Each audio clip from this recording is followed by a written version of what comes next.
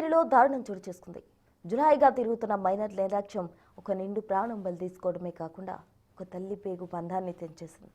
Gautam Buddha రూట్లోని private హాస్పిటల్లో వైద్య పరీక్షల కోసం వెళ్తున్న 7 నెలల గర్భిణిని రాంగ్ రూట్లో అతివేగంతో వచ్చిన ఇద్దరు మైనర్లు బైక్తో బలంగా ఢీకొట్టారు.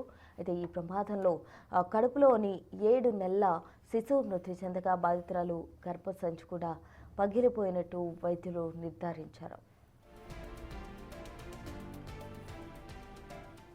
కేవలం ఢీకొట్టడం మాత్రమే కాకుండా బాధితురాలిని బైక్తో పాటు సుమారు 20 మీటర్ల దూరం ఈడ్చుకెళ్లడం ఈ ఘటన తీవ్రత తెలియజేస్తోంది. నిందితులు ధర్మతేజ, సృజన్ కుమార్లను చదువు మానేసి జులాయిగా తిరుగుతున్నట్టు పోలీసులు గుర్తించారు.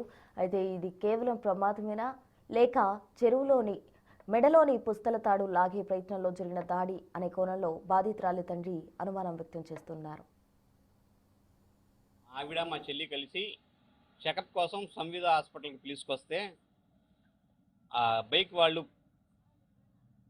మా చెల్లి ఎదర మా పిల్ల మధ్యలో మా ఆవిడ వెనకమాల ఉంటే మా చెల్లి ఎదురుగున్న బండి తీసుకొచ్చి ఈ చైన్ లాగానట్టు మాకు అనుమానం ఉంది.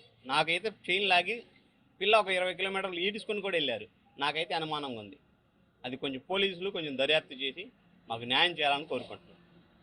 మా ఆవిడ మా చెల్లి కలిసి చెకప్ కోసం సంవిధ హాస్పిటల్కి తీసుకొస్తే